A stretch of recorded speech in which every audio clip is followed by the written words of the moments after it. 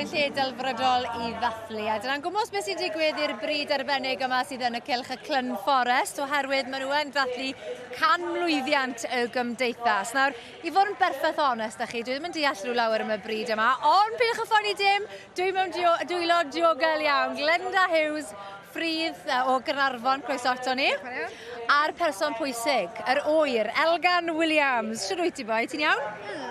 Nawr, fi'n clywed bod ti yn gwybod lot am y bryd yma, achos mae mam yn y cylch yn arddangos, a fi'n clywed o ti sy'n neud y gwaith caled I gyd yn paratoi y defed yma, fe? Ie. Ie, wara teg ti. Be ti'n gwybod neud I baratoi nhw, de?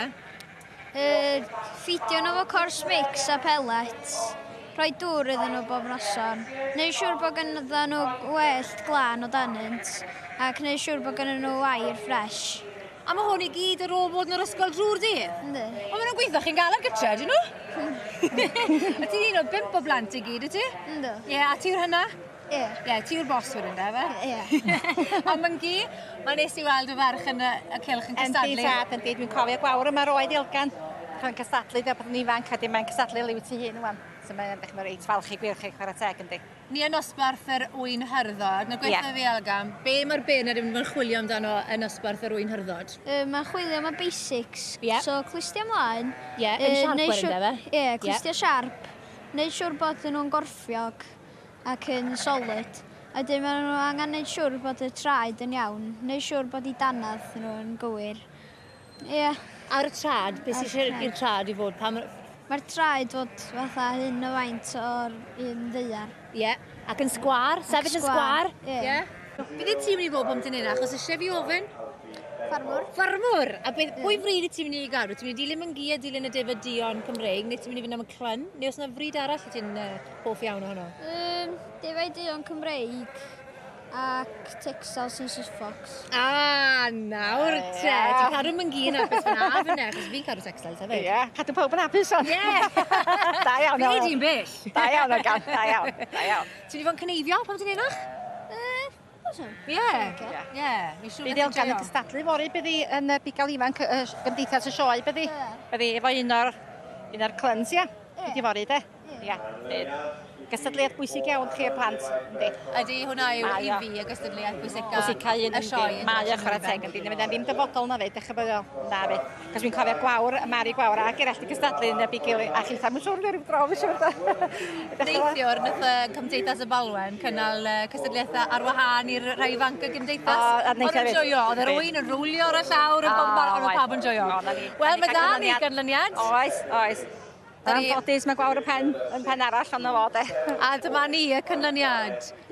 Richard Whitcase o Bowys yn ennill y gystadleuaeth. Wel, diolch yn galon I chi'ch dau. Fi'n mynd I gael sgwrs gyda'r enillydd nawr, oce? Diolch yn galon. Diolch. Wel. Very much. Llongyfarchiadau? I can't speak Welsh, no. Of course. No.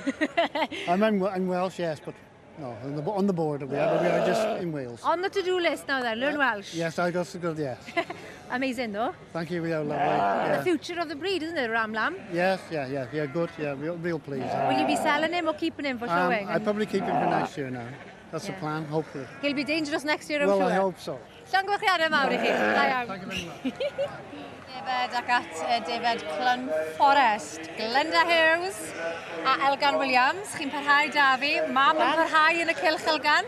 Ac ar hyn o bryd, yn osbarth y Defaid 2 flwyddyn ei hun, mae'n aros yn y trydydd safle.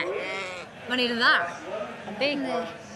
Ar hyn o bryd, Glenda, mae 'da ni Mike Beckley yn y safle cyntaf, Geraint Davies, Garth Brengi, Afernoon yn ail a Gwawr yn drydydd. Yndi.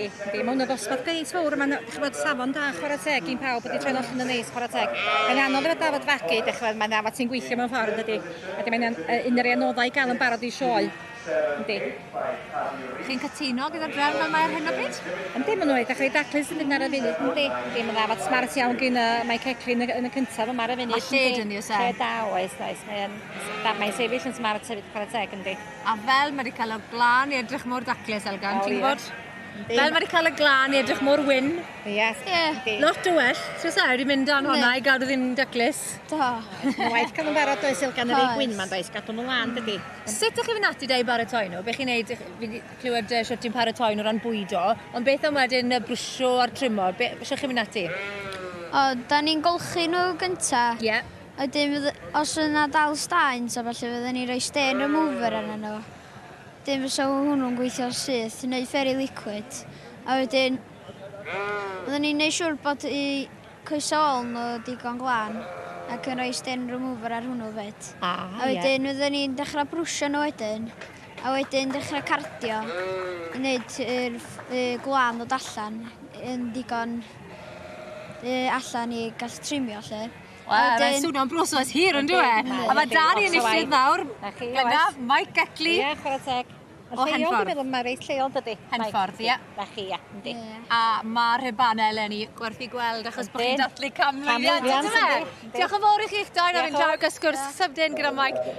Congratulations! Diolch yn fawr. Diolch yn fawr, arbennig. A drychwch ar y rhybannau yma.